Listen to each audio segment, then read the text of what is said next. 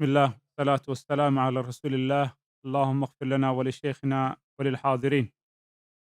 يقول الشيخ: ومن السنة اللازمة التي من ترك منها خصلة لم يقبلها ويؤمن بها لم يكن من أهلها الإيمان بالقدر خيره وشره، والتصديق بالأحاديث فيه، والإيمان بها لا يقال لما ولا كيف، إنما هو التصديق والإيمان بها. هنا مسألة يكررها الشيخ رحمه الله، يقول لا يقال لما ولا كيف. المهم هو أن تصدق بما جاء عن الله وما جاء عن رسول الله صلى الله عليه وسلم، كما قال الإمام الشافعي رحمه الله: آمنت بالله وما جاء عن الله على مراد الله، وآمنت برسول الله وما جاء عن رسول الله على مراد رسول الله صلى الله عليه وسلم. لذلك المؤمن يذعن ويصدق، ولا يقول لماذا كذا، ولما شرع هذا كذا، ولما شرع هذا كذا، ولما فرضت الصلاة 3 ركعات في المغرب، ولما كانت 4 في العصر، ولما ولما ولما ولما، كما بينت لكم اليوم الصباح قصة عمر عندما جاء يقبل الحجر الأسود قال: إني أعلم أنك حجر لا تضر ولا تنفع، ولولا أني رأيت رسول الله صلى الله عليه وسلم يقبلك ما قبلتك. المهم هو الإذعان والتسليم. ما كان لمؤمن ولا مؤمنة إذا قضى الله ورسوله أمرا أن يكون لهم الخيرة من أمرهم. المؤمنون إذا أمر الله بشيء يقولون: سمعنا وأطعنا، سواء أدركوا تلك الحكمة أم لم يدركوا تلك الحكمة. And on this point, we have an issue that needs to be dealt with. And that is the statement of the Shaykh, upon him may the mercy of Allah be. And that is the issue of lima wa kayfa. Why and how. So in relation to the decree, to ask these two questions, why and how, this is not something which a believer should engage in, should entertain himself with. But the reason is that his obligation is to submit and to accept all that has come regarding this matter from Allah Azza wa Jalla, and that which has been reported from the Prophet sallallahu alaihi wasallam, and not to question why and how those matters are regarding the decree. And from this we have a statement from Al-Imam Al-Shafi'i rahimahullah, who said that I believe in that which Allah has revealed, and how that has been or how that has come to me, without and being content with that which has been revealed, without asking how. And similarly, I believe in that which has come from the Prophet sallallahu alaihi wasallam, and how that has been transmitted, without asking how regarding its content. That is how a believer should be. All the matters that Allah has decreed in His creation, particularly from the matters of the deen, asking how is not appropriate. For example, when we were to pray a particular prayer, whether it be the morning prayer, Al-Fajr, questioning how many or why the number of raka'at, units of prayer, are as they are. Or if we were to question why it is that for Dhuhr there are 4, or for Maghrib there are 3, or there are 4 for Al-Isha, and so on and so forth. All of these matters, questioning why it is in that form, it's not appropriate for a believer to engage in. That is why Allah Azza wa Jalla, when He described the affair of a believer, male or female, in the ayah, وَمَا كَانَ لِمُؤْمِنٍ وَلَا مُؤْمِنَةٍ إِذَا قَضَى اللَّهُ وَرَسُولُهُ أَمْرًا أَنْ يَكُونَ لَهُمْ الْخِيرَةُ مِنْ أَمْرِهِمْ. That it is not for a believer, male or female, after Allah and His Messenger have issued a ruling, for them to have any choice in that matter rather they submit to it wholeheartedly. That is what the obligation is upon the slave, that he hears and he submits and he's content with that without questioning how and why that is. نعم تفضل. And we are neglected to mention that, and we spoke about this morning with regards to the incident concerning Umar radiyallahu anh, who, when he would kiss the black stone, in following the tradition of the Prophet sallallahu alaihi wasallam, he mentioned that you are only a black stone that can neither benefit me nor harm me. And had it not been for the fact that I had seen the Prophet sallallahu alaihi wasallam do this, I kiss you, then I would not do it myself, which is indicative of the point that he never questioned why he was doing that. Rather, he just submitted based upon that being an action of the Prophet sallallahu alaihi wasallam. ومن لم يعرف تفسير الحديث ويبلغه عقله فقد كفي ذلك وأحكم له، فعليه الإيمان به والتسليم له مثل حديث الصادق المصدوق.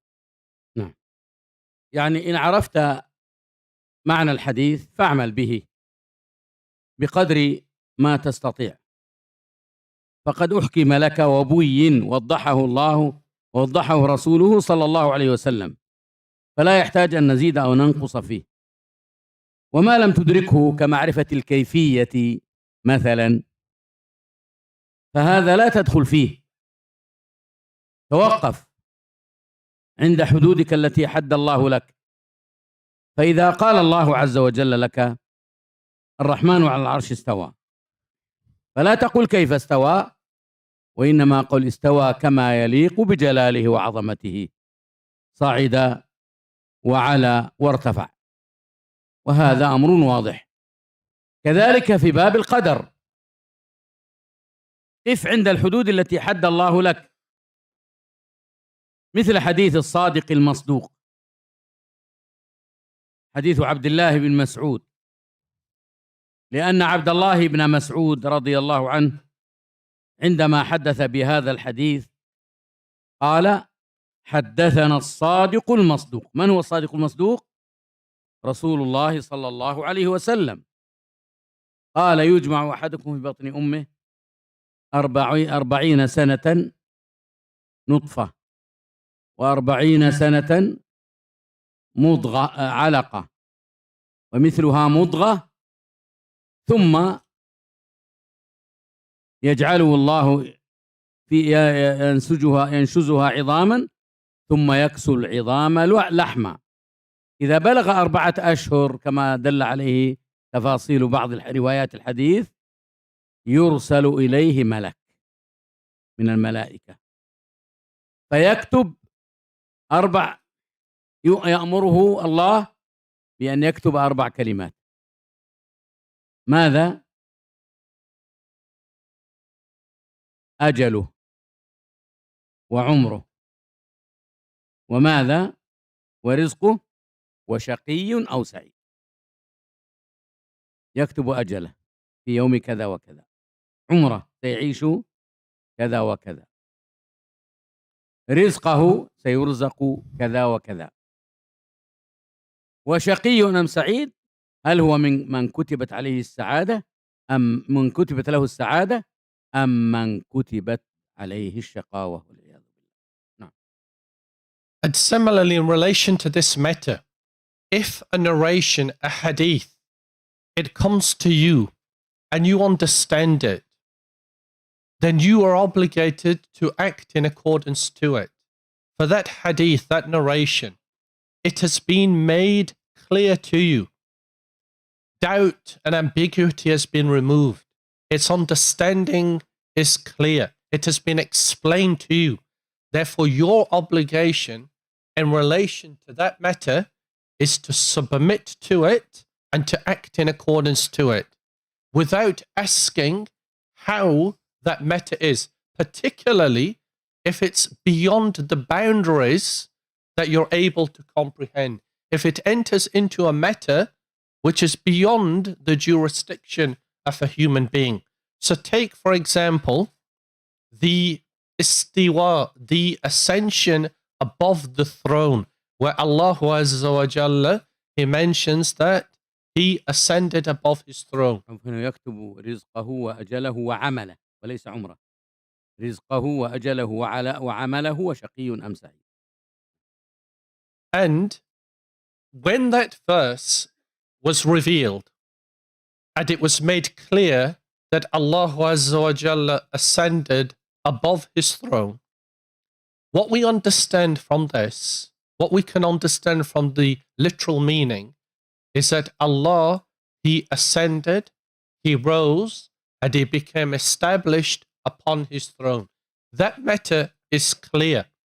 That is what we can understand by virtue of the text. However, if we were now to question how that incident occurred, then that is not our responsibility.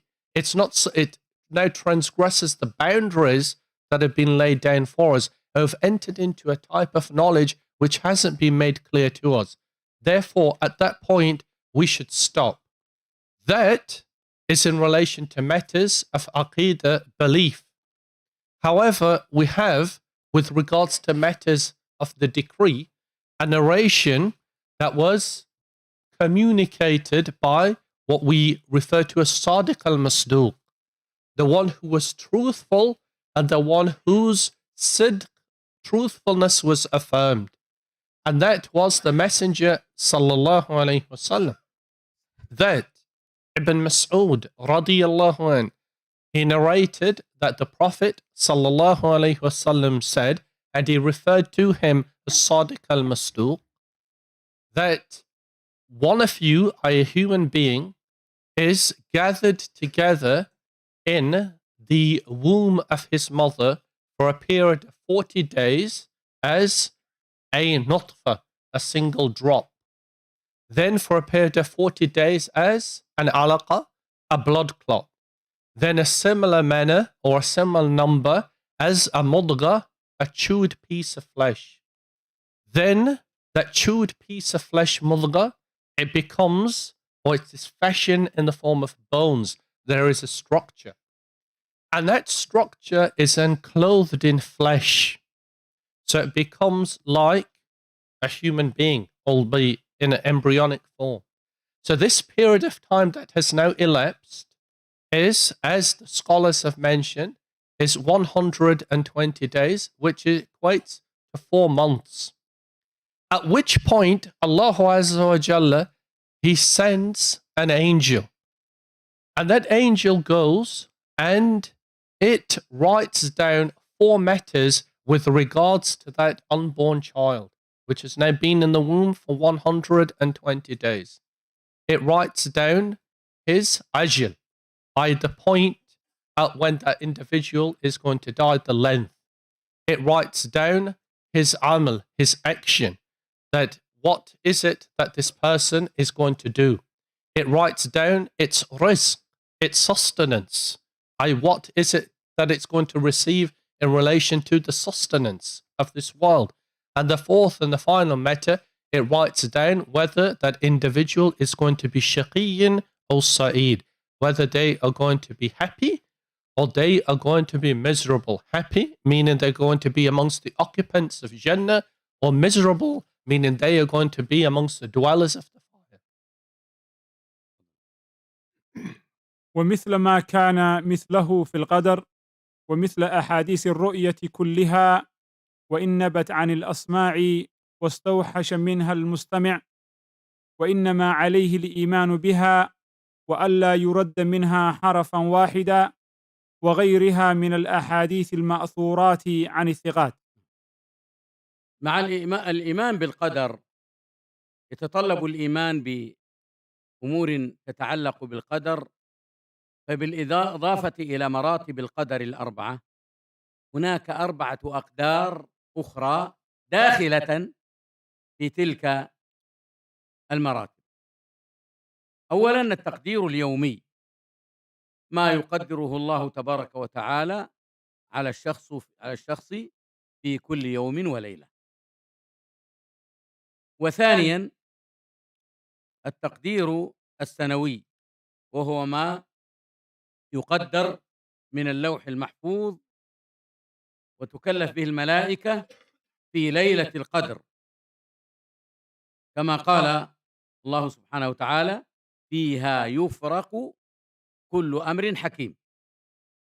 الثالث التقدير العمري، وهو الذي يقدر على الجنين ويؤمر بكتابته الذي تقدم قبل قليل، بكتابة أجله وعمله ورزقه وشقي أم سعيد. والرابع هو التقدير الذي يقضيه الله تبارك وتعالى على العبد عند موته وعند بعثه، فهذا كله يجب الإيمان به والتسليم له، وإن كان كله داخلا في التقدير العام الذي كتبه الله في اللوح المحفوظ. نعم. So we have already made reference to the 4 levels of Al-Qadr and belief in it, as we mentioned in our previous lesson. However, in addition to this, there are another 4 matters that are included. التقدير اليومي دليله قول الله عز وجل: كل يوم هو في شأن. نعم. So there are an additional 4 matters that are included with our general understanding of Al-Qadr that also are important to understand with regards to this subject. And those 4 additional levels are as follows. The first of them is that there is a daily writing of the decree of a particular individual. So that occurs on a daily basis.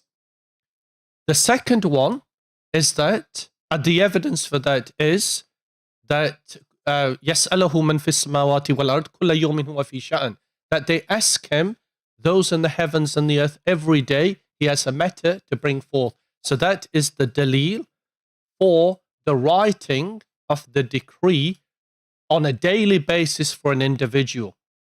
The second category or level is where the decree is written on an annual basis. So it takes place yearly. So whatever Allah Azza wa Jalla has decreed for a particular individual, then that is written on a yearly basis. And that is something which is present in the preserved tablet, Al-Lawh Al-Mahfuz. And the dalil, the evidence for this, is the ayah in which Allah said, فِيهَا يُفْرَقُ كُلُّ أَمْرٍ حَكِيمٍ, that on Laylatul Qadr, on the night of power that occurs once every year, then every important, firmly intentioned matter is decreed for an individual. So that is the third. The second. The third type of decree that takes place is what we have already made reference to, and that is upon the completion of 120 days in the womb of their mother, a child will have these 4 matters decreed. That their age, their ajl, at which point they will expire, die. The second is their actions, what they will do. The third is their sustenance. And the fourth is whether the person will be happy or sad, dwellers of the fire or inhabitants of Jannah. The fourth type of decree that is written for an individual is when a person dies, at the point of their death and their resurrection, what their state will be. So these 4 levels of relating to the decree are comprised or included in what we have already made reference to. And also, in general, all of this is included or present within the preserved tablet. نعم تفضل. وألا يخاصم أحدا، لا أعد. ومثل ما كان مثله في القدر، ومثل أحاديث الرؤية كلها، وإن نبت عن الأسماع واستوحش منها المستمع، وإنما عليه الإيمان بها، وألا يرد منها حرفا واحدا، وغيرها من الأحاديث المأثورات عن الثقات. يعني يبين المصنف رحمه الله تعالى أن المسلم مطالب بالتسليم والإذعان والانقياد لكل ما أخبر الله به، سواء في مسائل القدر أو في مسائل الرؤية، الأحاديث الواردة في رؤية المؤمنين ربهم في الآخرة، وسنتحدث عنه بالتفصيل إن شاء الله، أو فيما يتعلق بسائر الأحاديث الغيبية التي أخبر الله بها، فيلزمه التصديق والإذعان والانقياد كما تقدم لنا، وأن يقولوا سمعنا وأطعنا لا أكثر ولا أقل، وأن يعلم المرء أنه خلق في هذه الحياة للابتلاء والاختبار لنبلوكم أيكم أحسن عملا، فيجب أن يصدق كل ما أخبر الله به. ومسألة الرؤيا سيأتي الكلام عنها بالتفصيل فيما بعد إن شاء الله. And thereafter, we need to understand that all of these matters that we're speaking about with regards to the decree and also the ru'ya, the seeing of Allah on Yawm al-Qiyamah in relation to the believers, which is a matter that we will speak about in greater detail later on. All of these matters, what they require from a believer is that they affirm it, that they submit to it, that they yield to it, that they don't question it. And all of the other matters in relation to the unseen, the obligation upon a slave is that they hear and they obey. And we understand that this life is a trial, it's a test. Allah said that يَبْلُوَكُمْ أَحْسَنَكُمْ عَمَلًا, that He will test you, He will put you to trial in order to see who amongst you is best in action. Therefore, we understand that these matters that we cannot see, that we're not privy to, that we do not have knowledge of, that these will be part of that test to see how we will respond to them. But the point to note is that the individual must affirm them, i.e. the truthfulness of them, that they submit to them, that they yield to that which they contain, and they act in accordance to them.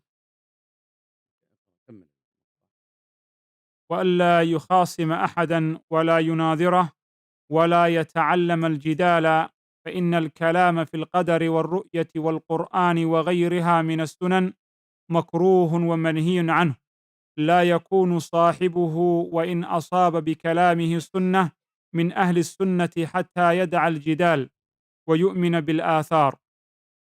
يعني بعد أن ذكر المصنف رحمه الله وجوب الإيمان بالآثار كلها الواردة عن رسول الله صلى الله عليه وسلم والأحاديث، كما أيضا يجب الإيمان بما ورد في ذلك من القرآن، لا تجوز المخاصمة ولا المجادلة، لا حول القرآن ولا حول الرؤية ولا حول القدر، فإن هذا من طبيعة المبتدعة. أما المسلم فإنه يذعن ويسلم ويستسلم ويقول آمنا به كل من عند ربنا، ولو وسوس له الشيطان في بعض القضايا فإنه لا يتفوه بذلك ولا يتكلم به. الصحابة رضوان الله عليهم يقولون إنا نجد في أنفسنا ما لا نستطيع أن نتكلم به، يعني يجدون من الوسوسة والخواطر الشيطانية ما قد يهجم على الذهن وعلى الخاطر وعلى القلب، فماذا تفعل والحال هذه؟ تقول آمنت بالله ثم تقلع، لا تفكر في ذلك. ولذلك قال ذلك محض الإيمان، يعني كونك يا عبد الله لا تتكلم به خوفا من الله، هذا محض الإيمان، هذا صريح الإيمان، هذا خالص الإيمان. لأن ما الذي منعك من أن تتكلم بهذه الوسوسة؟ منعك الخوف من الله سبحانه وتعالى، هو الذي منعك، تخاف من الله أن يعاقبك، فلذلك تقول آمنت بالله ثم تقلع. الشيطان قد يجعل الإنسان يتساءل في نفسه ويوسوس حتى يقول له من خلق الله، فماذا يفعل؟ يقول آمنت بالله ثم يمسك. ولذلك يقول النبي صلى الله عليه وسلم إن الله تجاوز لأمتي ما حدثت به أنفسها ما لم تتكلم به أو تعمل.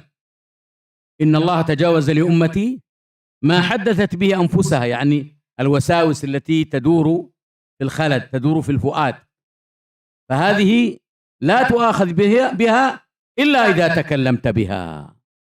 إن الله تجاوز لأمتي ما حدثت به أنفسها ما لم تتكلم به أو تعمل. Therefore, the point to note is that the obligation upon the slave is that they affirm the truthfulness of what has been narrated to them, what has been transmitted to them, with regards to Al-Quran or the Sunnah, with regards to Al-Qadr, or other than that, from matters of the unseen. All of this, they affirm the truthfulness of it, and they submit to it, they yield to it, they surrender to it, and they act in accordance to it. This is what the obligation upon them is. Now, it's possible that a person is going to be affected by the whisperings or the doubts that the shaitan, the devil, can introduce into a person. So it's possible that a human being can be susceptible to the doubts and the whisperings of the shayateen. And this is something that we find occurred during the time of the Prophet sallallahu alaihi wasallam. For what occurred is that some of the companions, they came to the Prophet sallallahu alaihi wasallam, and they said that we find ourselves with certain feelings or thoughts that we are embarrassed or ashamed to mention them, to speak about them.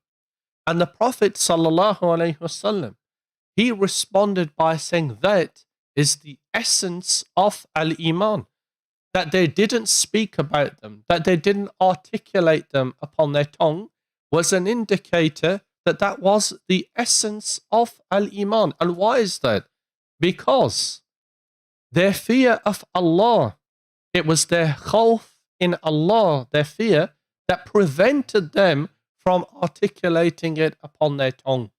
And that itself was an indicator of their Iman. So it's not that a person would never experience this type of whispering or this type of doubt.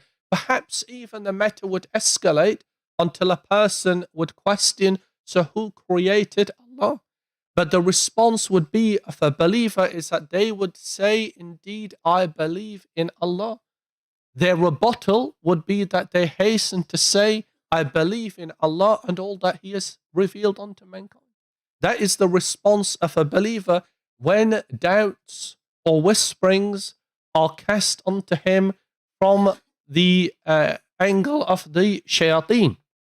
Now we also have another incident where the Prophet sallallahu alaihi wasallam, he explained that indeed Allah has pardoned, forgiven what my ummah believe, or what my ummah have feelings in their hearts or come to their mind with regards to those matters which are doubtful or not correct, or from the whisperings of their shayateen. Allah has pardoned and overlooked this, providing they do two matters.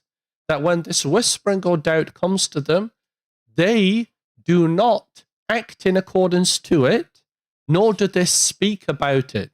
So if the shaitan comes to you and he whispers into your heart, or he casts something into your mind which is in contravention, in violation to what you know from the book and the sunnah, your obligation is to not speak about it, to conceal it, and not act in accordance to it. And by that, Allah Azza wa Jalla, He will forgive you for that.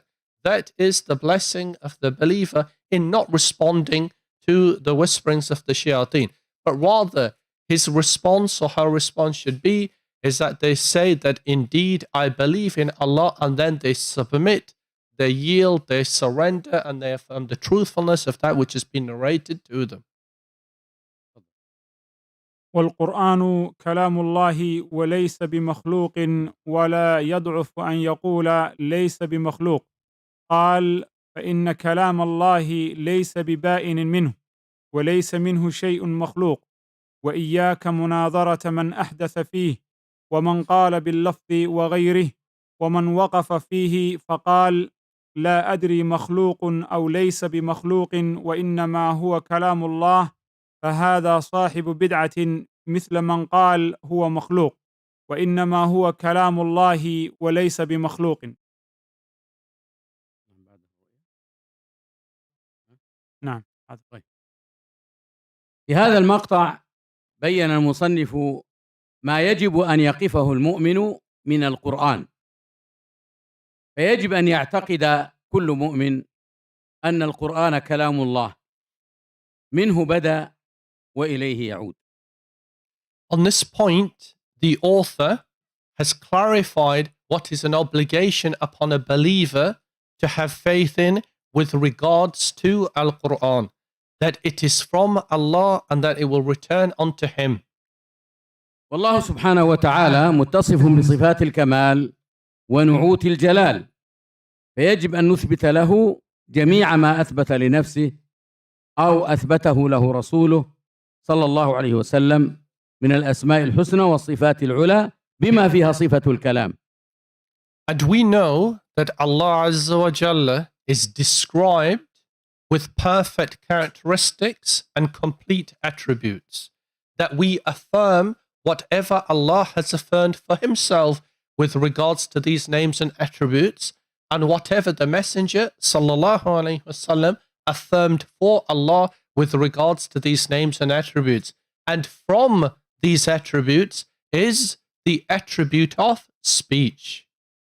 ومعتقد الأسماء والصفات ومن بينها صفة الكلام مبني على 3 أسس. And our belief with regards to the names and the attributes of Allah, and from them is the attribute of Al-Kalam, speech, that is founded upon 3 fundamental principles.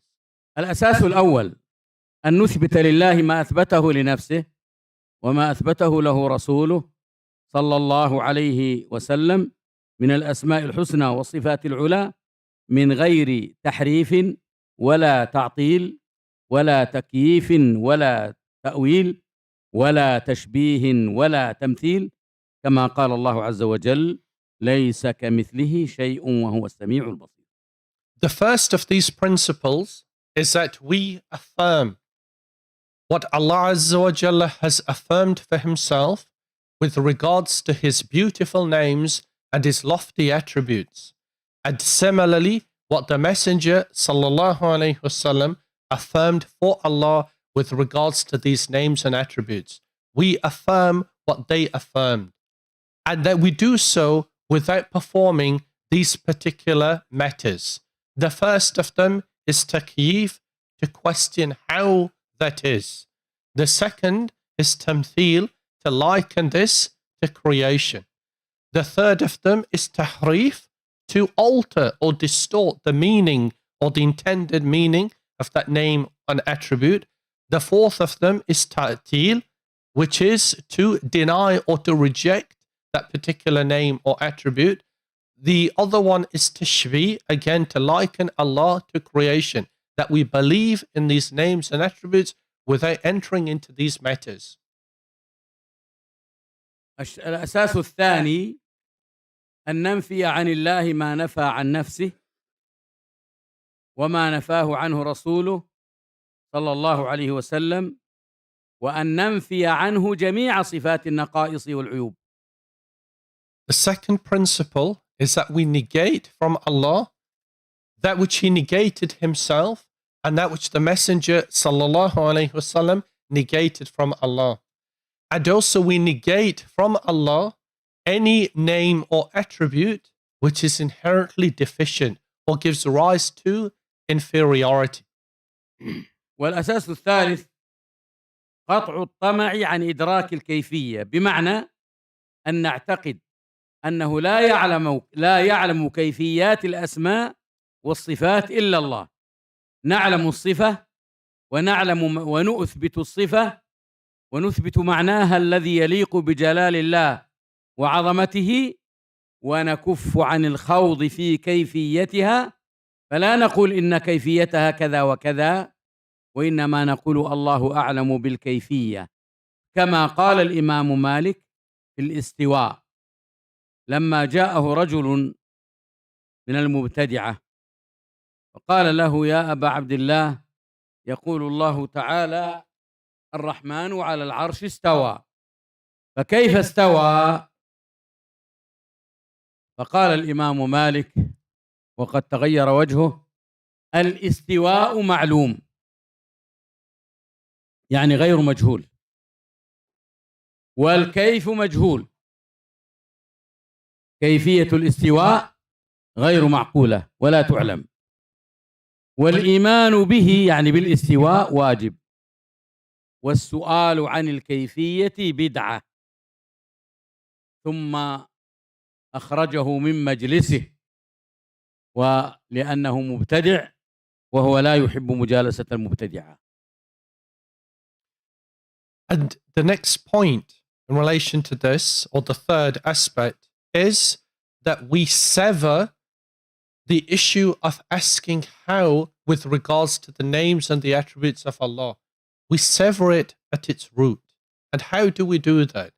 We recognize that Allah has certain names and attributes which we know the meaning of, and which we recognize that that meaning is one which is consistent and in conformity with His lofty nature. So it's one that's befitting His majestic nature.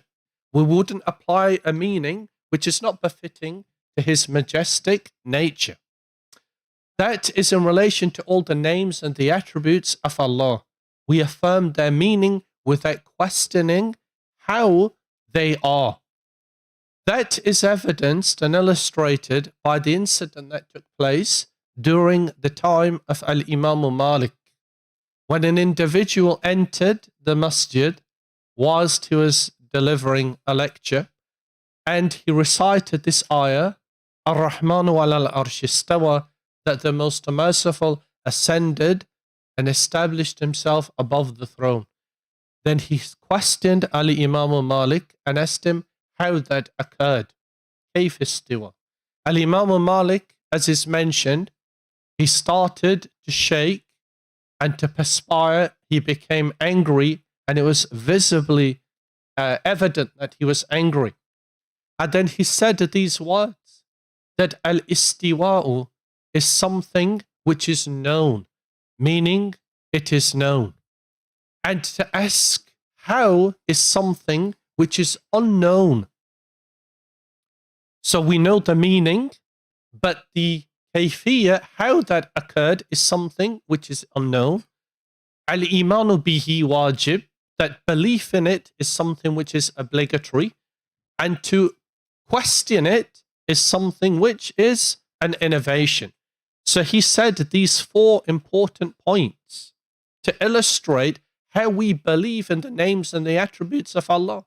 Then, when he completed this, he ordered that this man be expelled from the masjid, from the mosque, because Al-Imam Malik, rahimahullah, did not like to be in the company and the presence of the people of deviation and desires. فالقرآن كلام الله لفظه ومعناه، تكلم به الله حقيقة، وسمعه جبريل من الله وبلغه إلى رسول بحرف وصوت، سمعه بحرف وصوت، سمعه جبريل من الله بحرف وصوت، وبلغه إلى رسول الله صلى الله عليه وسلم، فهو كلام الله أينما اتجه، أينما توجه، كما يقول الإمام أحمد: القرآن كلام الله أينما توجه. ومعنى أينما توجه يعني سواء كتب في المصحف أو تلي بالألسن أو حفظ في الصدور، فأينما توجه فهو كلام الله عز وجل. So the Quran, we believe, is the speech of Allah. It is the speech of Allah in its lafz, in its wording, and in its ma'na, in its meaning. This is our belief, that this is from Allah and that it is His speech in text and in meaning. That was communicated, spoken by Allah to Jibreel alayhi salam. And he heard this by the harf and the sawt, by the letter and the sound. That is how Jibreel alayhi salam heard this from Allah Azza wa Jalla, by the letter and also the sound. That was then communicated to the Prophet sallallahu alayhi wasallam in a similar manner. So that is what we refer to as the kalam, the speech of Allah, which is Al-Quran. And as Al-Imam Ahmad said, أَيْنَمَا تَوَجَّهْ, that wherever it is present, or whichever manner in which that is directed, then that is the speech of Allah. Whether it is present in a mushaf, meaning a compiled volume, or it is spoken upon the tongue, it is recited by a human being, then we say that wherever that has become manifest, that speech of Allah, then that is Al-Quran, which is one of the attributes of Allah. وسألخص ما يجب أن يعتقده المسلم في كون القرآن كلام الله في 8 نقاط. And we will summarize في 8 نقاط. نعم. And we will summarize what we believe with regards to Al-Quran being the speech of Allah in 8 points. الأمر الأول أنه كلام الله لفظه ومعناه. The first is that Al-Quran is the speech of Allah in lafz, in word, and in ma'na, in meaning. الأمر الثاني أن الله تكلم به حقيقة لا مجازا. The second is that Allah spoke it in reality, not in terms of an analogy or allegorically. It was spoken in reality. والأمر الثالث أن جبريل سمعه من الله عز وجل مباشرة. The third is that Jibreel alayhi salam, he heard this from Allah directly. رابعا أن جبريل سمعه بحرف وصوت. The fourth is that Jibreel, he heard this by harf, by letter, and by sawt, by sound. والأمر الخامس أنه كلام الله غير منزل غير مخلوق. And the fifth is that Al-Quran is the words of Allah and it is uncreated. والأمر السادس أن الكلام المكتوب في المصاحف هو كلام الله. The sixth is that Al-Quran, which is written in volumes that we have, is the speech of Allah. والسادس السادس ولا السابع؟ السابع أن القرآن المحفوظ في الصدور هو كلام الله. The seventh point is that Al-Quran, which is preserved in the hearts of the people, is the words of Allah. وثامنا أن القرآن المتلو بالألسن هو كلام الله. The eighth point is Al-Quran, which is recited upon the tongues of the people, is the words of Allah. وهناك أمر تاسع وهو أن القرآن الذي يسمع من القارئ هو كلام الله.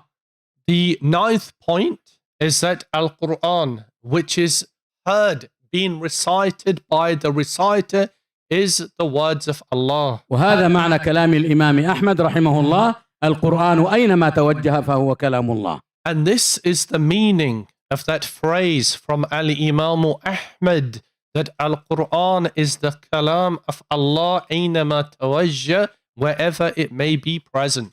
هذه النقاط التسعة تعني أن القرآن كلام الله غير مخلوق. These 9 points are indicative of the principle that Al-Quran is the words of Allah uncreated.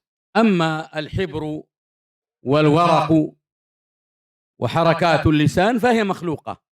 As for ink and paper and the movement of the tongue, then that is created.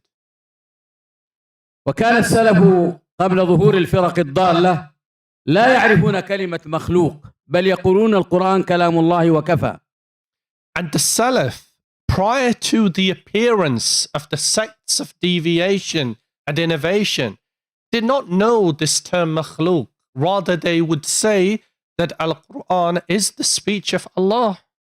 وبعد ظهور الفرق الضالة كالجهمية والمعتزلة والأشعرية والخوارج والماتريدية والكلابية، بعد ظهور هذه الفرق اضطر السلف أن يضيفوا أنه كلام الله المنزل غير مخلوق ردا على هذه الفرق الضالة.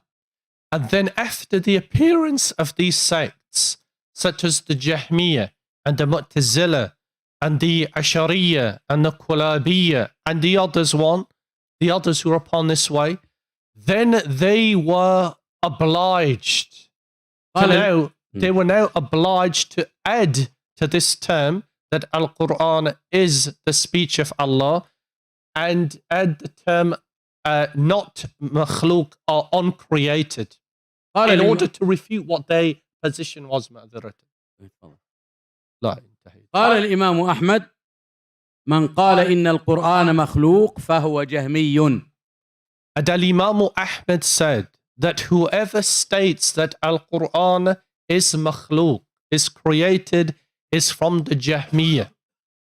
فمن قال القرآن مخلوق فهو كافر. هذا بشكل عام، يعني الجهمية كفار بشكل عام. أما المعين الذي نطق بمثل هذا فينظر إلى توافر شروط وانتفاء موانع حتى يحكم عليه بالتكفير. And as for the Jahmiyyah and those who say that Al-Quran is makhluk, is created, then they are unbelievers. Therefore, in general, the principle is that the Jahmiyyah and the ones who state that Al-Quran is created, then they are deemed to be unbelievers. However, specifically, we do not charge an individual who uttered this statement to be an unbeliever until the barriers that would prevent the imposition of this judgment upon them are removed. So every person would be dealt with according to their circumstances, and they would be assessed according to their understanding. And once the barriers are removed, that would ordinarily prevent this ascription to them, then at that point the judgment would be placed upon them. ومن قال لفظي بالقرآن مخلوق فهو جهمي. And whoever states that my lafz, my pronunciation of Al-Quran is makhluk, is created, then that individual is a Jahmi. لأن قوله هذا يحتمل حقا وباطلا، فإن قصد أن الملفوظ وهو القرآن مخلوق فهو جهمي كافر، وإن قصد حركة لسانه وشفتيه وفمه وحبال صوته فهذا حق، ولكن لا يجوز أن يعبر بهذا التعبير لأنه يحتمل حقا وباطلا. Therefore, the one who now states that my lafz, which we refer to as my pronunciation of Al-Quran, is makhluk, is created, then that individual is an unbeliever. And the reason being is because that statement itself, that my pronunciation of Al-Quran is created, it comprises of both that which could be interpreted as true and that which could be deemed false. As for that which is false, if they intend by this statement that my pronunciation of Al-Quran, i.e. the wording that I am now uttering upon my tongue, which is the kalam of Allah, is created, then that is clear unbelief, because that's the belief of the Jahmiyyah when they state that Al-Quran is created. So if they intend by that the speech, the utterance, the pronunciation, then that is unbelief because they're saying that's created and they intend by that Al-Quran. However, if they intend by that that it is the movement of my tongue and the vocal cords, then that is allowed because we mentioned that that part is created. However, because of the ambiguity in this statement, then that is unbelief. ومن قال لفظي بالقرآن غير مخلوق فهو مبتدع. And the one who states that my lafz, my pronunciation of Al-Quran is not created, then he is an innovator. ذلك لأنه يحتمل أمرين: إن قصد بقوله لفظي بالقرآن غير مخلوق القرآن فهذا حق، ولكن الجملة محتملة فهي باطلة. وإن قصد أنني أقصد التلفظ والعبارة واللسان والشفتين مخلوقة غير مخلوقة فهذا باطل. هذه مخلوقة، يعني اللفظ والشفتان واللسان والحركات مخلوقة، لكن هذا المتلفظ به غير مخلوق. لذلك حتى لو قال لفظي بالقرآن غير مخلوق فهو مبتدع لأنه يحتمل حقا وباطلا. So the one who now states that my lafz, my pronunciation of Al-Quran is not created, then that too, he too is deemed to be an innovator. Why? Because it can give rise to, or we can infer from it, that which is true and that which is false. As for that which is false, if they intend by that the words of Allah, then that itself هذه نقطة غير واضح. أنا أعرف هي تحتاج إلى، يعني انتهينا إذا قال لفظي بالقرآن مخلوق فهو جهمي، ما تقدم. إذا قال لفظي بالقرآن مخلوق فهو جهمي. لماذا؟ لأن العبارة تحتمل أمرين: إن قصد لفظي بالقرآن مخلوق القرآن الكريم الكلام الملفوظ فهذا باطل، وإن قصد أن اللسان والشفتين وما إلى ذلك مخلوقة فهذا حق، ولكن لا يجوز إطلاق الكلمة. هذا الموضوع الأول. الموضوع الثاني: لو قال لفظي بالقرآن غير مخلوق، لفظي بالقرآن غير مخلوق. انتبهوا معي جيدا. الآن هم قال انتهينا من الجهمية. الجهمية قالوا لفظي بالقرآن مخلوق، وهذا يحتمل حقا وباطلا. طيب بعض المبتدعة ليتخلصوا من الموقف يقولون لفظي بالقرآن غير مخلوق. طيب لفظي بالقرآن غير مخلوق يحتمل أيضا معنيين: أحدهما فاسد والآخر لا بأس به. لكن إطلاق الكلمة الجملة لا يجوز، لأنه إذا وجد الاحتمال بطل إيش؟ الاستدلال. إذا وجد الاحتمال بطل الاستدلال. ما هما الوجهان الفاسد والصالح؟ يحتمل أن الذي قال لفظي بالقرآن غير مخلوق يقصد القرآن الكريم، وهذا حق، فالقرآن غير مخلوق. القرآن غير مخلوق. القرآن غير مخلوق. يعني إذا قصد الملفوظ، إذا قصد المتلو، إذا قصد المحفوظ في الصدور، إذا قصد المكتوبة في المصاحف، فهذا قصد أنه غير مخلوق، فهذا إيش؟ فهذا صحيح حق. لكن يقول لا، أنا أقصد أن المصحف، الأوراق والحبر والشفتين واللسان غير مخلوقة، فهذا إيش؟ فهذا باطل. فهذا باطل. إذن الكلام محتمل لحق وإيش؟ وماذا؟ الكلام يحتمل حقا وماذا؟ وباطلا. وأي كلام يحتمل حقا وباطلا لا يجوز التعبير به. Right. So what we know is that the Jahmiyyah, they said that Al-Quran is the words of Allah and it is created. So we know that these individuals are therefore, by virtue of that, unbelievers. However, the next point to note is that the one who states that Al-Quran, or my lafz, my articulation or pronouncement of Al-Quran, is not created. That is not created. So there's a difference in the Jahmiyyah who said it is created. Now these individuals who say it is not created, my lafz, my pronunciation. Now why is this a statement of innovation? because it can mean or relate to two matters. Either it relates to the fact, the understanding that their pronouncement of or their articulation of Al-Quran, whether it is upon their tongue or it is in the Mus'haf or it is being recited and so on and so forth, that is not created, which is correct. That point is correct, that's not created.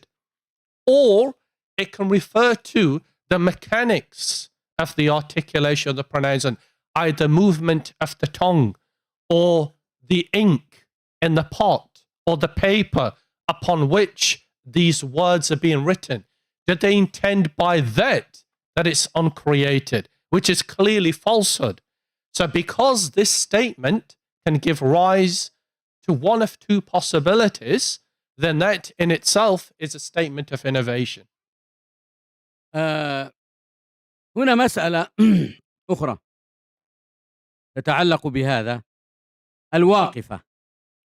من هم الواقفة؟ أشار إليهم المصنف، من توقف في القرآن. واحد يقول أنا لا أريد المشاكل، أنا لا أقول مخلوق ولا أقول غير مخلوق، أسكت، أقول إنه كلام الله وأسكت، لست مع القائلين إنه مخلوق ولست مع القائلين إنه غير مخلوق، يعني لا مع أهل الحق ولا مع أهل الباطل. فهؤلاء الواقفة شر من الجهمية، شر من الجهمية، لأنه كأن القرآن ليس له معنى.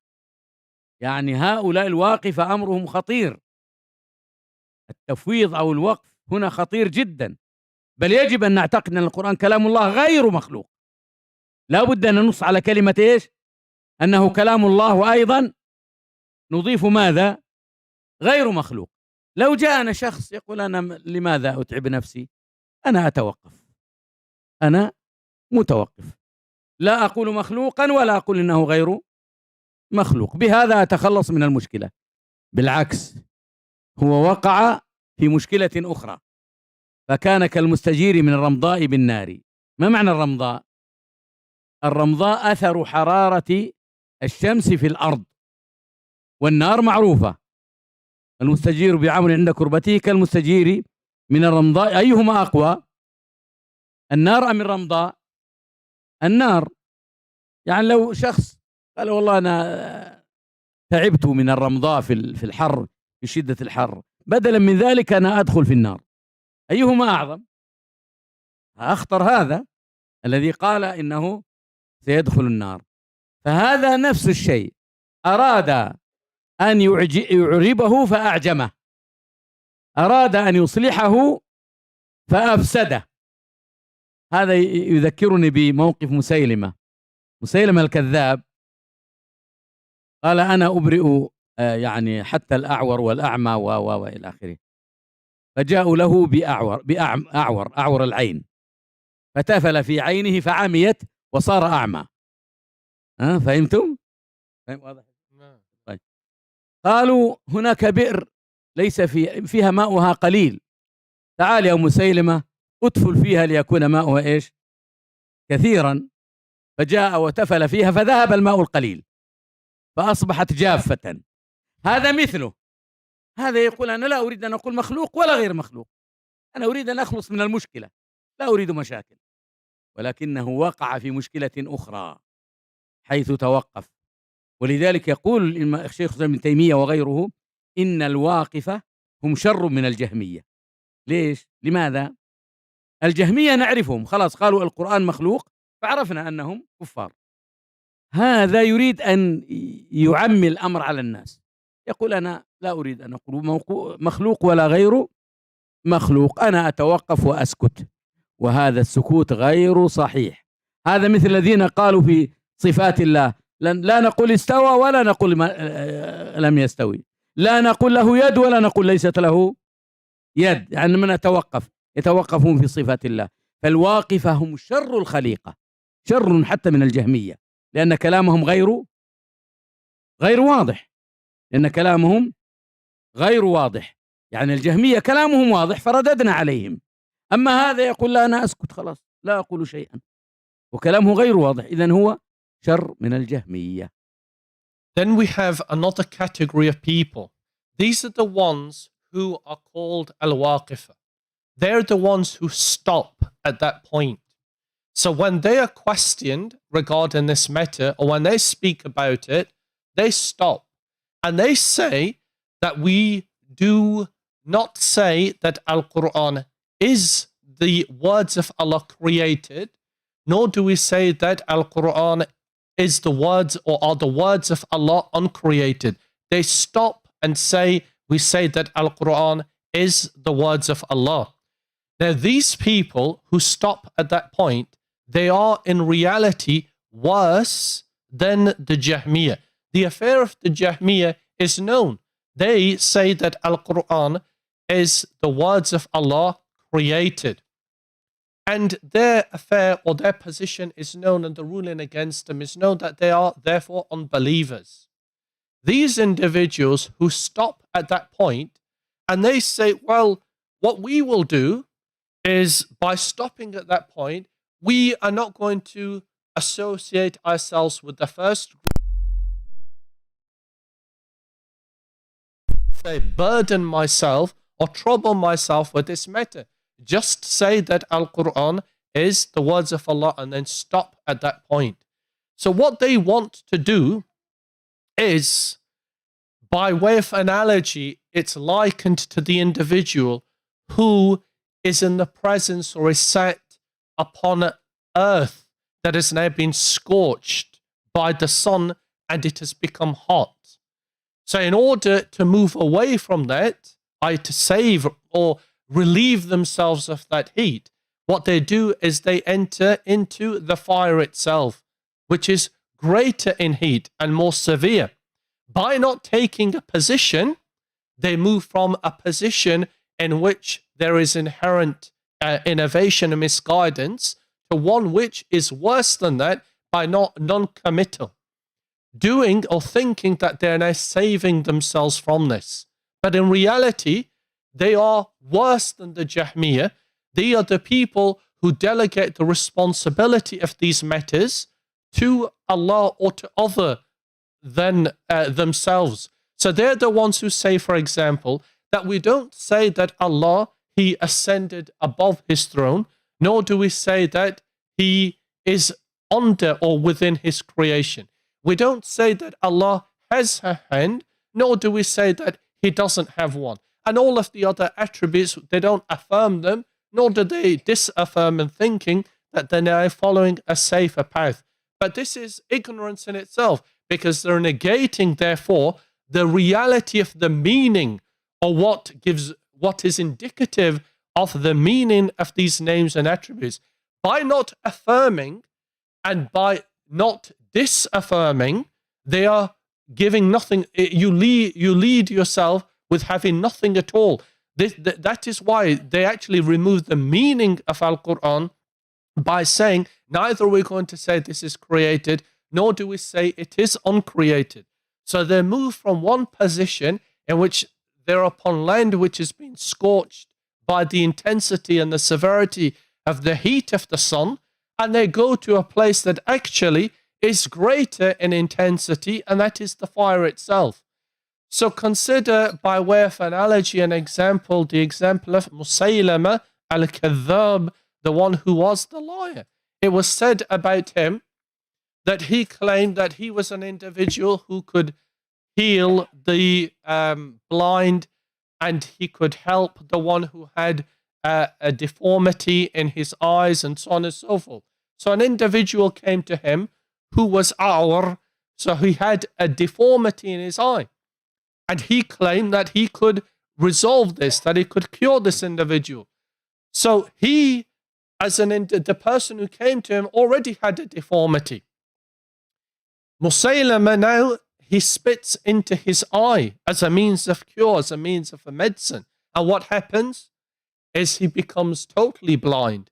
So he goes from a position of having a deformity but can still see something to not being able to see at all as a result of his actions. And similarly, it is said about Musaylama that he went to a well that only had a small amount of water in it, So in order to raise the amount of water, to increase its level, what he did is he decided to spit in it, again upon the intention that he was going to raise the level. And what occurred? It completely dried up. So they went from a position that was poor or weak to one which was greater in severity, greater in harm. That's the example of these individuals who stop at that point and say, no, we are not going to commit ourselves. We're not going to say it is either uncreated or it is created, thinking that that's a better way. But in reality, they've gone to a worse position.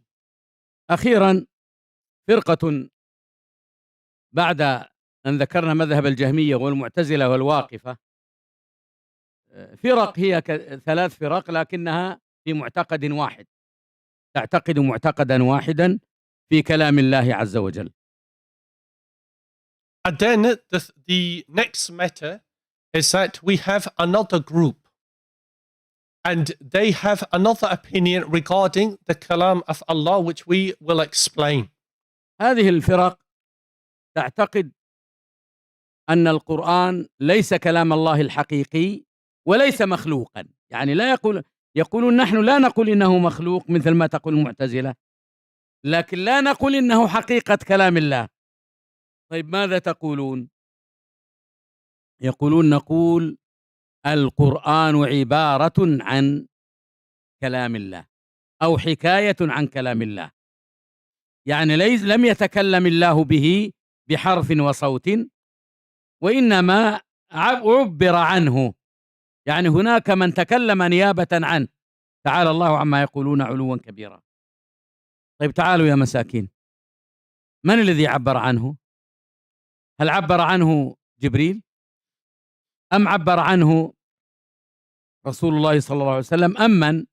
أم أنه خلقه في الهواء وسمعوه من الهواء وهو كلام الله، يسمونها كلام الله لكن ليس كلاما حقيقيا. نعم. So this sect, what they say, or this group, their deviation is that they say we are not going to claim that Al-Quran is the words of Allah uncreated in reality, that this is a real type of address or speech. But then similarly, we are not going to say that this is created either. So they're not going to take the correct position that this is the uncreated words of Allah in reality, nor are they going to say that this is the created words of Allah. So what did they say? Their response is that this is an ibara. This is a representation of the intent of Allah. This is how they attempt to explain the words of Allah, that it is a representation of what Allah intends by His words. So we say in response to these people that who is it who articulated what Allah intends by His words? Was it Jibreel alayhi salam? Was it the Prophet sallallahu alayhi wasallam? Was it the wind in the sky or the air that articulated what Allah intended by His words? Rather, it was Allah Himself. So this is their level of deviation and their opposition to the truth, that neither did they want to affirm the correct position in reality that this is the speech of Allah, or that they took the position of those who came before by saying it is the created words of Allah. طيب لماذا يا أشاعرة يا كلابية يا ماتريدية، لماذا قلتم إنه ليس مخلوقا ولكن هو عبارة عن كلام الله؟ قالوا السبب إن الله لا يتكلم لا بحرف ولا بصوت، وإنما هذا كلامه النفسي، وهذا الكلام النفسي أوجده على لسان جبريل، وجبريل بلغه إلى محمد صلى الله عليه وسلم. ومعنى الكلام النفسي هذا تشبيه لله بخلقه، يعني إنه لا يستطيع أن يتكلم تعالى الله. يعني عندما تقول فلان الآن لا أتي مثلا إلى شخص أبكم أخرس لا يستطيع الكلام، نقول عندما يؤشر هكذا نقول هذا كلامه ليش؟ النفسي. لكن الله سبحانه وتعالى عما يقولون علوا كبيرا، هل يجوز أن نقول إن القرآن هو كلامه النفسي وإن الله لا يتكلم تعالى الله عما يقولون علوا كبيرا؟ لماذا؟ قالوا لو قلنا إن الله يتكلم للزم أن يكون له فم ولسان وشفتين وأسنان وبلعوم وحبال صوتية، والله منزه عن ذلك. رأيتم هذه الشبهة؟ يعني شبه الله بخلقه. فلما تصوروا هذا قالوا إذن نحن نقول الكلام النفسي، هذا كلام الله النفسي الذي عبر عنه بالقرآن والتوراة والإنجيل. كلام الله النفسي الذي عبر عنه بالقرآن والتوراة والإنجيل. نسألهم مرة أخرى من الذي عبر عنه يا مساكين؟ لو قلتم إنه كلام الله الحقيقي لفظه ومعناه على ما يليق بجلاله وعظمته ما وقعتم في هذه المشكلة الخطيرة جدا، وهو أن الله لا يتكلم تعالى الله عما يقولون علوا كبيرا. So this particular group, we address them and we say, oh, people of the Asha'ira or the Maturidiyya or the Kulabiyya, the names of these particular groups who innovated this false principle that Allah, His words are an expression of that which He intends and not speech in reality. We ask them this question, that who is it who articulated these words? And as we mentioned, that it was none other than Allah Azza wa Jalla Himself. But in their rejection of that reality, what led them to this idea or this false principle is actually likening Allah to creation. They first made tamtheel of Allah to His creation. So when they said that the words of Allah, it is not something that was spoken with a lafz, with words and with a sawt, with the sound, but actually it is kalamun nafsi, it is an internal speech. This is a terrible deviation that they likened Allah to creation, claiming that Al-Quran, rather than being words that were spoken by Allah with a meaning and with a lafz, with words, it is an expression. Al-Quran is an expression of an internal voice. Now, where does that occur in creation? We have sometimes, for example, individuals who are deaf and mute. So the one who cannot hear, nor can he speak, that individual is deaf and mute. So how do they communicate? They communicate by gesticulations in their hands. So they make signals with their hands and their fingers and so on in order to communicate. This is a type of kalamun nafsi, an internal speech, which is manifest in their limbs. However, they likened Allah to creation first by saying that Allah Azza wa Jalla does not speak. They came to this conclusion that Allah Azza wa Jalla does not speak. And why did they say that? Because in creation, they observed that those who speak, they do so with certain bodily organs. So the individual who speaks, he is in possession of lips, he is in possession of a tongue, he is in possession of a throat and vocal cords and so on and so forth. So it's the mechanics and the movements of the internal organs within the mouth of a person that produces this sound. They therefore came to this realization that in order for Allah to speak in a similar manner, then He too must be in possession of these bodily organs. And how could that be? Because Allah Azza wa Jalla is free and far removed from these types of deficiencies that are present within human beings. So they came to the erroneous conclusion that therefore Allah does not in reality speak, but that His words are an ibara, an expression of His speech. That was their false conclusion that they came to. But had they these poor individuals just stated that which those who came before did, that Al-Quran is the words of Allah that is uncreated, that comprises of a lafz, words and a sound produced by a harf, a letter, then this would have been sufficient for them and they would have affirmed the truth.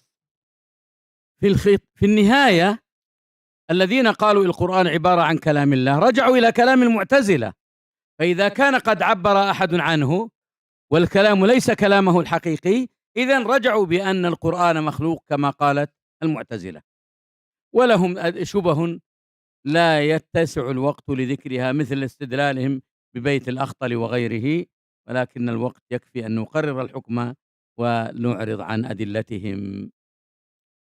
And then in reality, in the end, to conclude, when these individuals, these groups that we mentioned, they responded with this statement that it is an expression of the speech of Allah rather than being in reality the words of Allah, they have in actuality returned back to the position of the Mu'tazila, who stated, as we mentioned, that the words of Allah are created. Why have they now gone back and associated themselves with the Mu'tazila? Because if now, according to them, the words of Allah are an expression of what He intends, then what we have as words, who spoke them, who articulated, who pronounced them, they then must be created too, if it has not come from Allah. And that is why in the end, they have returned back to the Mu'tazila. And now is not the time to mention specific responses to these doubts, as in certain lines of poetry, but we will suffice ourselves with this, and we shall conclude on that point. الله أعلم وصلى الله وسلم على نبينا محمد.